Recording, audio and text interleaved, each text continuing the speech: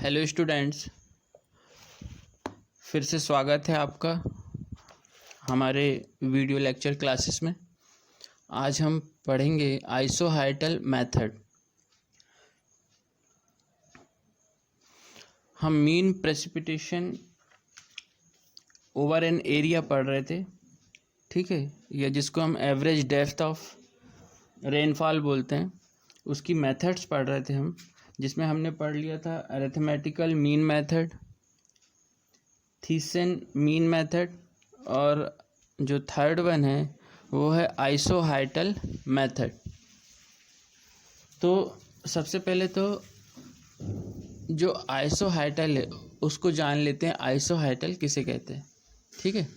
क्योंकि कभी कभी ऐसा होता है कि वर्ड में ही हमें आंसर मिल जाता है, उसमें ही आंसर छुपा हुआ होता है। आइसोहाइटल मीन्स क्या होता है? An isohyets is a line joining points of equal rainfall magnitude. Means यदि हम 2-3-4 एरिया लें ऐसे, या 2-3-4 ऐसे पॉइंट्स लें, ठीक है, जहाँ पे रेनफॉल जो है उस एरिया में इक्वल होती हो, ठीक है। जैसे एक पॉइंट यहाँ है ए, एक पॉइंट यहाँ बी, ये सी, ये डी, है ना, तो और ये ई। अगर इन पॉइंट्स में जब हम रेनफॉल डाटा की बात करें, इन पॉइंट्स में अगर रेनफॉल इक्वल है और हम इसको मिला दें, ठीक है, तो हमें जो लाइन मिलेगी उसको हम क्या बोलते हैं? Isohyet. This is the definition. An isohyet is a line joining points of equal rainfall magnitude. ये क्या है? हमारा एक कैचमेंट एरिया है, ठीक है। इसमें स्टेशन, यहाँ पे ये ए स्टेशन है, ये बी स्टेशन है, ये है सी स्टेशन, ये डी स्टेशन है, यहाँ पे ई,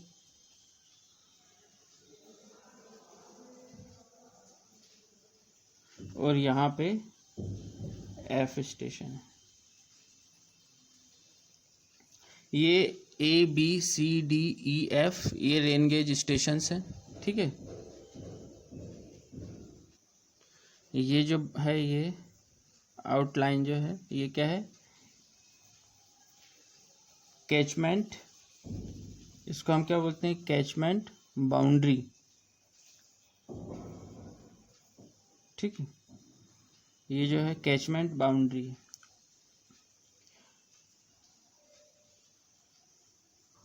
अब हम क्या करेंगे? उन पॉइंट्स को ज्वाइन करेंगे, या उन एरिया के पॉइंट्स को ज्वाइन करेंगे जहाँ पे रेनफॉल इक्वल होती। मीन्स हम आइसोहाइटल्स ड्रॉ करते हैं यहाँ पे, ठीक है। तो एक आइसोहाइटल हमारा ये हो गया, ठीक। ये यहाँ पे हमें कितनी 10 mm की रेनफॉल मिलती है। कितने mm की? 10 mm की। तो हम यहाँ पे क्या लिख दिए? 10, ठीक है। एक हमने यहाँ पे ड्रॉ किया, ये,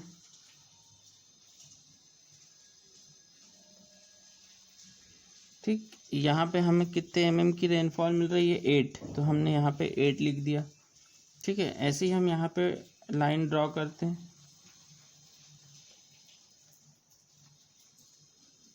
यहाँ पे 6, और ये जो है हमारा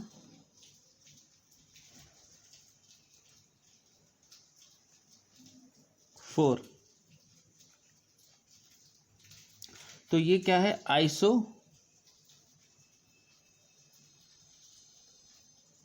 हाइटल्स है। ये जो है, ये क्या है हमारा? आइसोहाइटल्स, ठीक है, जो हमने अभी ड्रॉ किया। ये जो हम मेथड पढ़ रहे हैं, ये दोनों मेथड से बहुत ही एक्यूरेट है, बहुत इम्पोर्टेंट है, ठीक है। और एक हमने यहाँ पे ड्रॉ किया,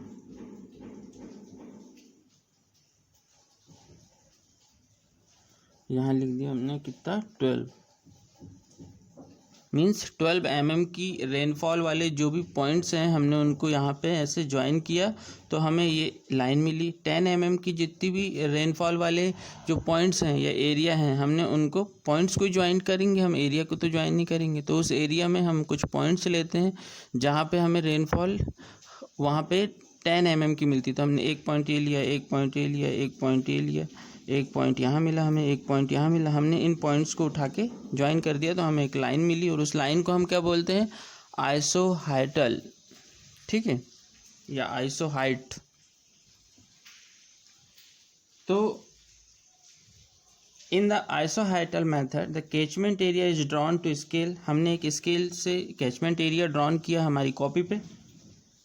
and the rain gauge stations are marked, और हमने उस पर रेन गेज स्टेशन मार्क किए। जैसे हमारे रेन गेज स्टेशन कौन कौन से? A, B, C, D, E और F।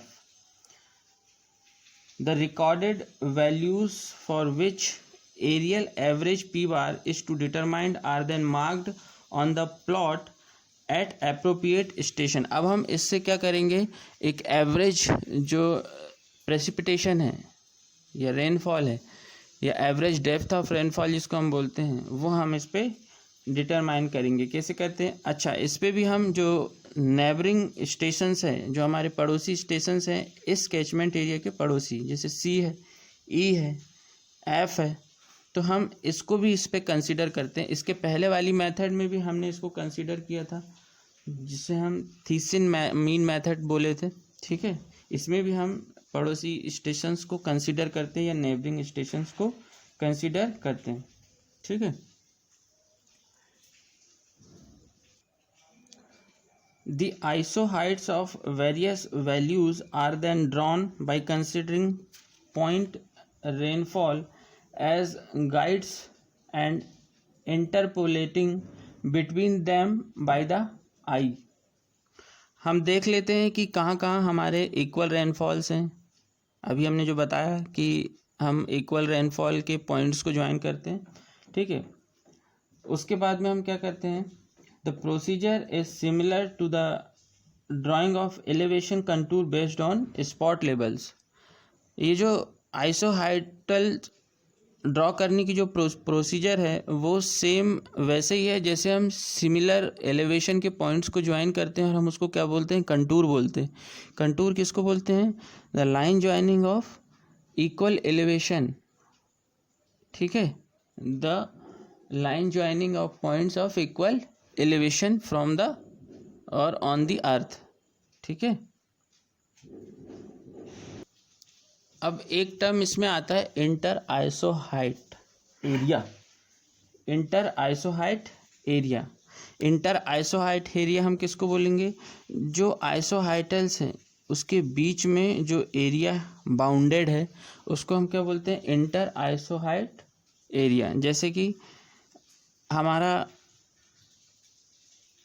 ये वाला आइसोहाइट है और ये वाला आइसोहाइट है, इसके बीच में कौन सा एरिया आ रहा है? ये यहाँ से ये चले हम ये पूरा एरिया जो है वो ये है।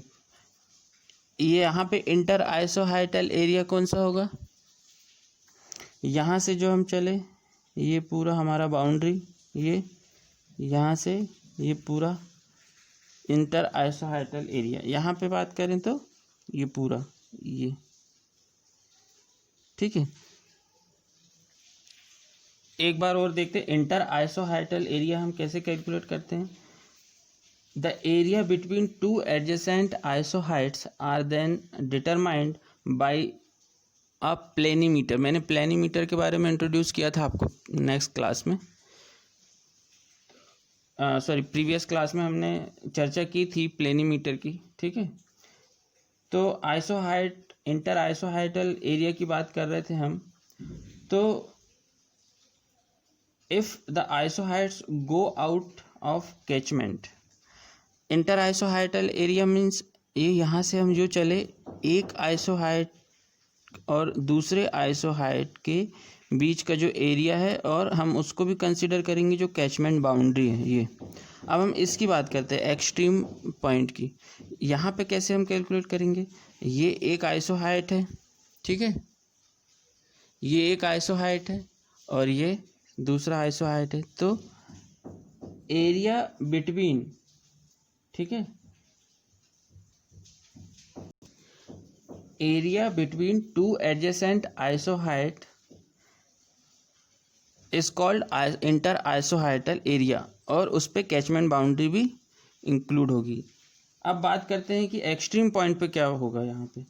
तो अगर जो आइसो हाइट है गो आउट ऑफ कैचमेंट, यदि कैचमेंट से बाहर है आइसो हाइट्स, एक आइसो हाइट्स ये है, एक कैचमेंट के बाहर है, तो हम किससे लेंगे हमारी boundary, the catchment boundary is used as the bounding line. जो कैचमेंट बाउंड्री है हम इसी को यहाँ से यहाँ तक का एरिया कैलकुलेट करेंगे, यहाँ से यहाँ तक का, ठीक है, ये वाला। और हम इसको कैसे कैलकुलेट करेंगे, प्लेनीमीटर से। प्लेनीमीटर का कैसे कर रहता है, उसका ऐसे आर्म रहता है, ये प्लेनीमीटर ऐसे रहता है, यहाँ आर्म रहता है, यहाँ पे पॉइंट लगा हुआ होता है, और उस पॉइंट को हम उठा के ऐसे इस पे चलाते हैं, ऐसे इस बाउंड्री पे ये ऐसे चलाते हैं, तो उससे हमारा जो प्लेनीमीटर है वो रीडिंग देता है इसके एरिया की, ठीक है। ये एक इंस्ट्रूमेंट होता है प्लेनीमीटर। ये क्या है, 9.1, 9.2, 7.2, 7 और ये 4, ये है स्टेशन रेनफॉल। ये पर्टिकुलर इस ई स्टेशन पे यहाँ पे रेनफॉल कितनी, 9.1, ठीक है। अब हम देखते हैं कि हम कैसे कैलकुलेट करेंगे पी बार, जिसको हम एवरेज डेप्थ ऑफ रेनफॉल बोलते हैं। कैसे कैलकुलेट करेंगे,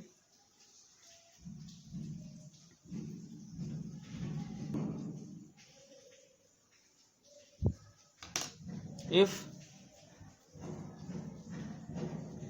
P1, P2,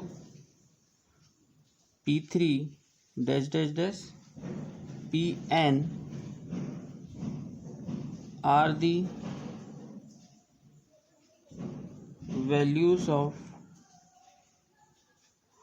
iso heights, means P1, P2, P3, ये Pn जो क्या है, ये आइसो हाइट्स की वैल्यू है। मतलब क्या है यहाँ पे, जैसे हम ये और यहाँ से स्टार्ट कर रहे हैं हम, ठीक है, तो ये P1 हो गया, ये P2, ये P1 मतलब यहाँ पे जो भी रेनफॉल है इस लाइन की वो है P1, और इस लाइन की जो भी रेनफॉल है वो है P2, इस लाइन की जो भी रेनफॉल है वो है P3, इस लाइन की जो भी रेनफॉल है वो है P4।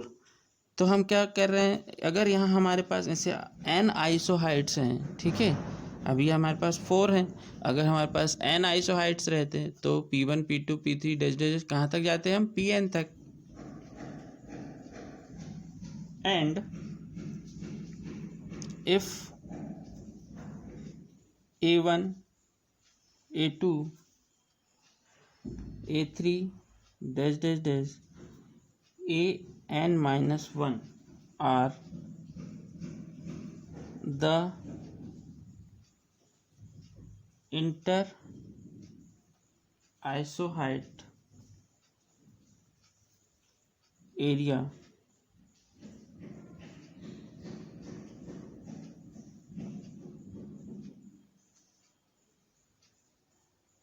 यदि A1, A2, A3 dash dash An-1, A1 क्या है, ये इंटर आइसोहाइटल एरिया किसका, ये 1 और 2, ये दोनों के बीच का, ठीक है। यहाँ पे भी ये जो है ये वाला एरिया है, ठीक है, एक आइसोहाइट और दूसरे आइसोहाइट के बीच का एरिया A1, एक आइसोहाइट और दूसरे आइसोहाइट के बीच का एरिया A2, एक आइसोहाइट दूसरे आइसोहाइट के बीच का एरिया A3। अब यहाँ पे देखो 1, 2, 3, 4 है, पर हम A3 तक ही जा पा रहे हैं, तो हम N-1 तक ही लेंगे। आ रहा है समझ में। जैसे यदि ये क्या है, ये P1 है, ये P2 लाइन है, ये P3 प्रेसिपिटेशन है, ये P4 है, तो इसके अंदर का जो बाउंडेड एरिया क्या हो जाएगा, ये P1 और P2 के बीच का बाउंडेड एरिया A1, P2 और P3 के बीच का बाउंडेड एरिया क्या है A2, P3 और P4 के बीच का बाउंडेड एरिया क्या है A3। तो एक काम हो रहा है ना, ये 4 से, तो हमने पी एन तक लिए, तो हम ए को कहाँ तक लेंगे, पी ए एन माइनस 1 तक। ठीक है,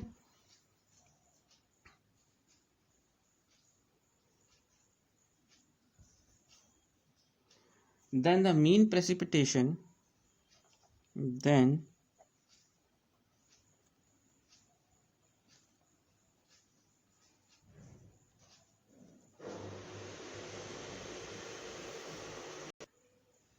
the mean precipitation over the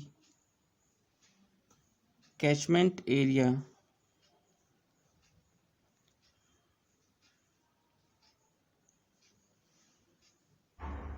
A is given by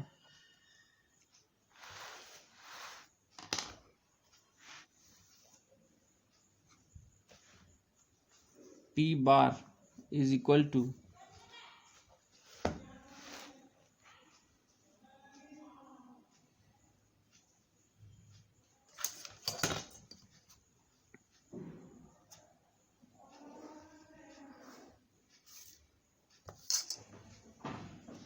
A1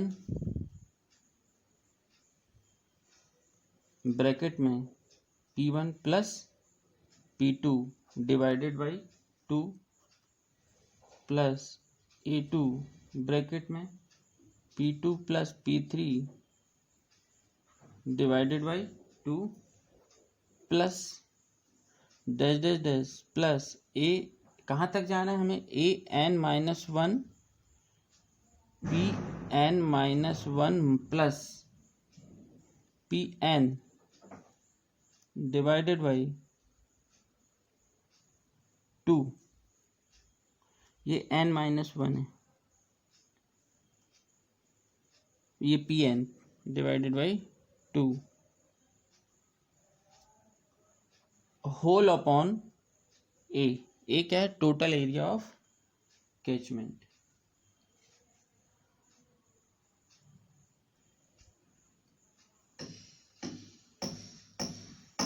the iso height, जो हमारा आइसोहाइटल मेथड है ना, ये सुपीरियर है अदर टू मेथड के कंपैरिजन में। कब, जबकि हमारा जो स्टेशंस हैं वो ज़्यादा नंबर में या ज़्यादा मात्रा में स्टेशंस मीन्स ये वाले stations A B C D E F, यदि ये ज़्यादा हैं स्टेशंस तो हमारा ये वाला मेथड बहुत ही सुपीरियर है।